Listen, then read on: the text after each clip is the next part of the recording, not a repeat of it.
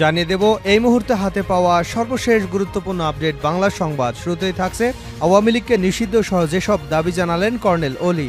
অন্তর্বর্তী সরকারের প্রধান উপদেষ্টা ডক্টর মোহাম্মদ ইউনূসের সঙ্গে বৈঠক করেছেন লিবারেল ডেমোক্রেটিক পার্টি এলডিপি। শনিবার বিকেলে অনুষ্ঠিত এই বৈঠকে এলডিপির চেয়ারম্যান কর্নেল অলি আহমেদের নেতৃত্বে দলটির মহাসচিব রেদওয়ান আহমেদ সহ 4 জন ছিলেন। বৈঠক শেষে সাংবাদিকদের অলি আহমেদ বলেন, এলডিপির পক্ষ থেকে আমরা 83টি সুপারিশ করেছি। বৈঠকে আমরা আওয়ামী লীগের রাজনীতি নিষিদ্ধের দাবি জানিয়েছি। প্রশাসনে বদলি নয়, চিহ্নিত দুর্নীতিবাজদের আটক করে বিচারের মুখোমুখি করার কথাও বলেছি।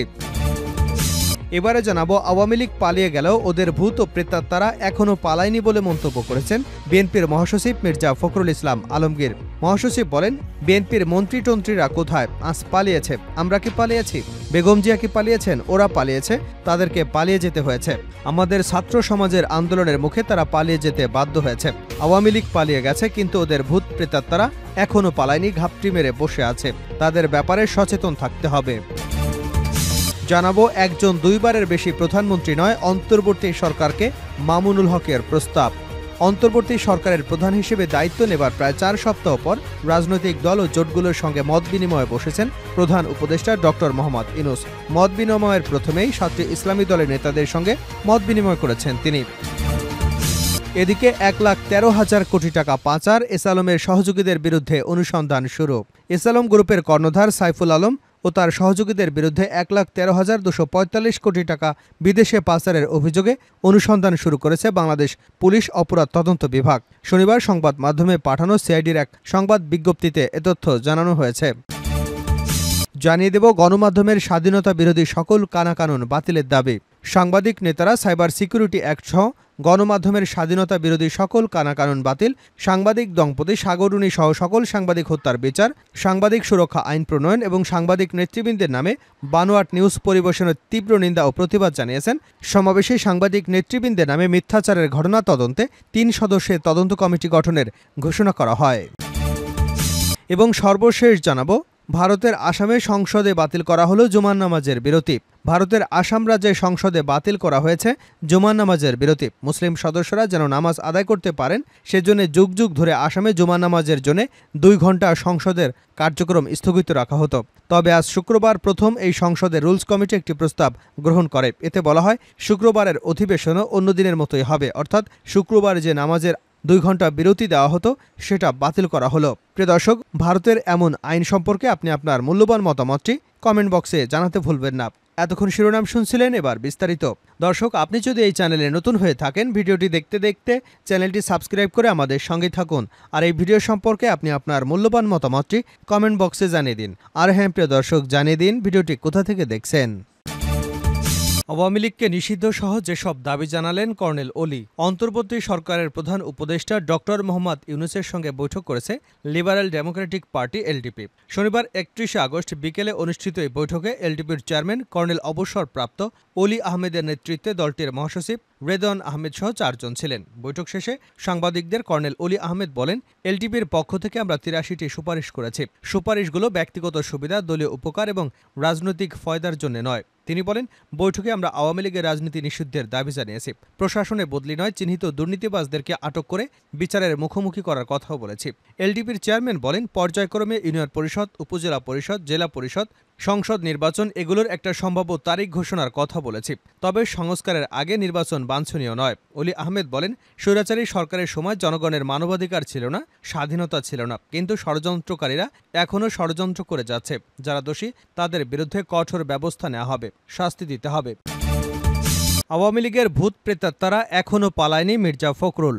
আওয়ামী লীগ পালিয়ে গেলেও তাদের ভূত ও প্রেতাত্মারা এখনও পালায়নি বলে মন্তব্য করেছেন বিএনপির মহাসচিব মির্জা ফখরুল ইসলাম আলমগীর। শনিবার বিকেলে কুমিল্লার নাঙ্গলকোটে বন্যার্তদের মাঝে ত্রাণ বিতরণ অনুষ্ঠানে প্রধান অতিথির বক্তব্যে এ মন্তব্য করেন তিনি। বিএনপি মহাসচিব বলেন, হাসিনার মন্ত্রী-টন্ত্রীরা কোথায়? ওরা আজ পালিয়েছে। আমরা কি পালিয়েছি? বেগম জিয়া কি পালিয়েছেন? ওরা পালিয়েছে, ওদেরকে পালিয়ে যেতে হয়েছে। কেন? আমাদের ছাত্র সমাজের আন্দোলনের মুখে তারা পালিয়ে যেতে বাধ্য হয়েছে। আওয়ামী লীগ পালিয়ে চলে গেছে, কিন্তু ওদের ভূত প্রেতাত্মারা এখনও পালায়নি।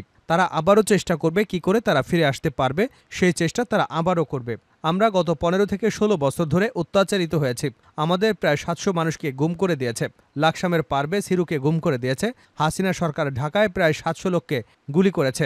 মির্জা ফখরুল বলেন, আমাদের কয়েক হাজার লোককে গুলি করে হত্যা করেছে আওয়ামী লীগ। এমনকি আন্দোলনে তারা রাস্তার মধ্যে আমাদের ছেলেমেয়েদের পাখির মতো গুলি করে হত্যা করেছে। এদের হাত থেকে আমরা এখন মুক্ত হলেও এই স্বাধীনতা সুসংহত করতে হবে। এটাকে এখন জোরদার করতে হবে। ছাত্র জনতার যে ঐক্য তৈরি হয়েছে সেই ঐক্যকে আরও শক্তিশালী করতে হবে। তিনি বলেন, আমরা কোনো নির্বাচনী ক্যাম্পেইন করতে আসিনি। আমরা এসেছি আমাদের অনেক ভাইবোন বন্যায় কষ্ট পেয়েছেন, দুর্গত হয়েছেন, তাদের পাশে দাঁড়াবার জন্য। বেগম খালেদা জিয়া এবং তারেক রহমানের নির্দেশে আমরা এখানে এসেছি। আজকে আমরা কোনো নির্বাচনের কথা বলবো না, আমরা বাংলাদেশের কথা বলতে চাই। এই ফ্যাসিবাদ ফিরে গেছে, তারা যাতে আবার ফিরে আসতে না পারে সেজন্য আমাদেরকে বর্তমানে যে সরকার আছে তাদেরকে সহযোগিতা করতে হবে। আমাদের রাজনৈতিক দলগুলোকে ঐক্যবদ্ধ হতে হবে। ঐক্যবদ্ধ হয়ে এই স্বাধীনতাকে সুসংহত করতে হবে। আজকে ওরা চলে গেছে বলে আমরা একেবারে স্বাধীন হয়ে গেছি। যা ইচ্ছা তাই শুরু করলে এই স্বাধীনতা থাকবে না। ওরা আবার ফিরে আসবে, আমাদের উপর জুলুম নির্যাতন শুরু করবে। বিএনপির মহাসচিব বলেন, এই মুহূর্তে আমরা যেটা চিন্তা করব সেটা হচ্ছে আমরা এই সরকারকে সহযোগিতা করব, আমাদের পুলিশ বাহিনীকে সহযোগিতা করব, প্রশাসনকে সহযোগিতা করব, ঐক্য দৃঢ় রেখে একসঙ্গে কাজ করব। আমরা 31 দফা সংস্কার করার জন্য 31 দফা দিয়েছিলাম সংস্কার করার জন্য। এখন যে রাষ্ট্র ব্যবস্থা আছে সেভাবে রাষ্ট্র চলতে পারে না। এর জন্য আমাদের অর্থনীতিকে ঢেলে সাজাতে হবে, বিচার বিভাগকে ঢেলে সাজাতে হবে, ন্যায় বিচার প্রতিষ্ঠার জন্য আমাদের পুলিশ প্রশাসনকে সাজাতে হবে। একজন দুইবারের বেশি প্রধানমন্ত্রী নয়, অন্তর্বর্তী সরকারকে মামুনুল হকের প্রস্তাব। অন্তর্বর্তী সরকারের প্রধান হিসেবে দায়িত্ব নেবার প্রায় 4 সপ্তাহ পর রাজনৈতিক দল ও জোটগুলোর সঙ্গে মতবিনিময়ে বসেছেন প্রধান উপদেষ্টা ডক্টর মোহাম্মদ ইউনূস। মতবিনিময়ের প্রথম 7টি ইসলামী দলের নেতাদের সঙ্গে মতবিনিময় করেছেন তিনি। শনিবার রাষ্ট্রীয় অতিথি ভবন যমুনায় বিকাল 3টা থেকে চলছে এ মতবিনিময় সভা। সিরিজ মতবিনিময়ের মধ্যে ছিল বাংলাদেশ খেলাফত মজলিস, দলটির আমির মৌলানা ইউসুফ আশরাফের নেতৃত্বে প্রতিনিধি দলে ছিলেন মহাসচিব মৌলানা মামুনুল হক ও যুগ্ম মহাসচিব মৌলানা জালাল উদ্দিন। মতবিনিময় শেষে গণমাধ্যমে মৌলানা মামুনুল হক বলেন, প্রধান উপদেষ্টাকে তাদের দলের পক্ষ থেকে বলা হয়েছে একজন দুইবারের বেশি প্রধানমন্ত্রী থাকতে পারবেন না। একজন দুইবারের বেশি প্রধানমন্ত্রী নয় এমন প্রস্তাব সহ 6 দফা অন্তর্বর্তীকালীন সরকার প্রধান ডক্টর মোহাম্মদ ইউনূসের কাছে প্রস্তাবনা দিয়েছে বাংলাদেশ খেলাফত মজলিস। মামুনুল হক বলেন, 5 মে 2013 সালে মতিঝিলের শাপলা চত্বরে নিহত সহ সম্প্রতি ছাত্র জনতার অভ্যুত্থানের ঘটনায় হত্যাকাণ্ডের সুষ্ঠু তদন্ত ও বিচারের দাবি করেছি। 5 মে এবং এর পরবর্তী সময় হেফাজতে ইসলামের সমমনা দলগুলোর নেতাদের বিরুদ্ধে দেওয়া মামলাগুলো 1 মাসের মধ্যে নিষ্পত্তি করার দাবি জানিয়েছে।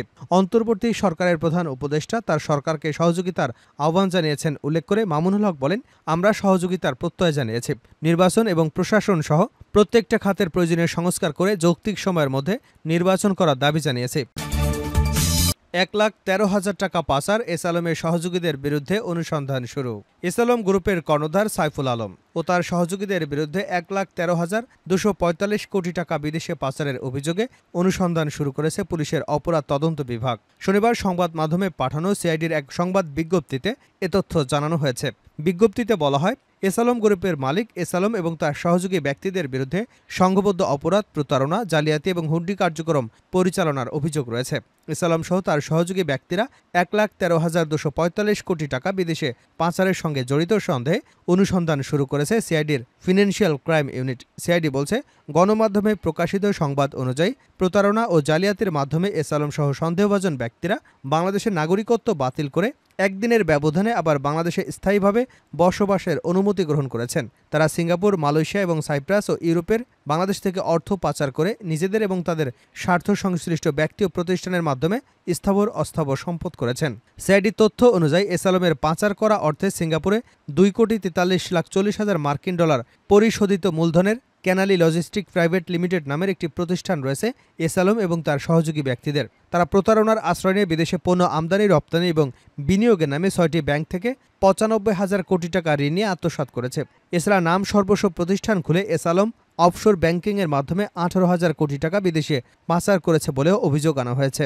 সিআইডি বলছে, এসআলম, তার স্ত্রী ফারজানা পারভিন, ছেলে আহসানুল আলম, আশরাফুল আলম সহ তাদের স্বার্থ সংশ্লিষ্ট অন্য ব্যক্তিদের মাধ্যমে মানি লন্ডারিং অপরাধ করেছেন তারা।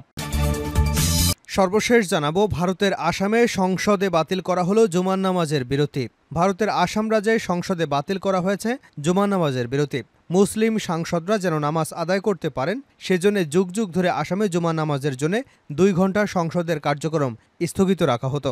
তবে আজ শুক্রবার সংসদের রুলস কমিটি একটি প্রস্তাব গ্রহণ করে। এতে বলা হয় শুক্রবারের অধিবেশনেও অন্য দিনের মতো হবে। এ ব্যাপারে এক বিবৃতিতে রুলস কমিটি বলেছে, সৃষ্টির পর থেকে আসামের আইনসভার কার্যক্রম শুক্রবার সকাল ১১টা থেকে ২ ঘণ্টার জন্য স্থগিত করা হতো। এরপর মধ্যাহ্নভোজ এবং মুসলিম সাংসদরা ফিরে আসার পর অধিবেশন আবার শুরু হতো। অন্যদিকে ধর্মীয় কোনো কারণে অধিবেশন স্থগিত ছাড়াই সংসদের সব কার্যক্রম চলে। বিবৃতিতে আরও বলা হয়েছে, মাননীয় স্পিকার শ্রী বিশ্বজিৎ দাইমারি এ বিষয়টি সম্পর্কে নোট দিয়েছেন এবং সংবিধানের ধর্মনিরপেক্ষতার আলোকে প্রস্তাব দিয়েছেন।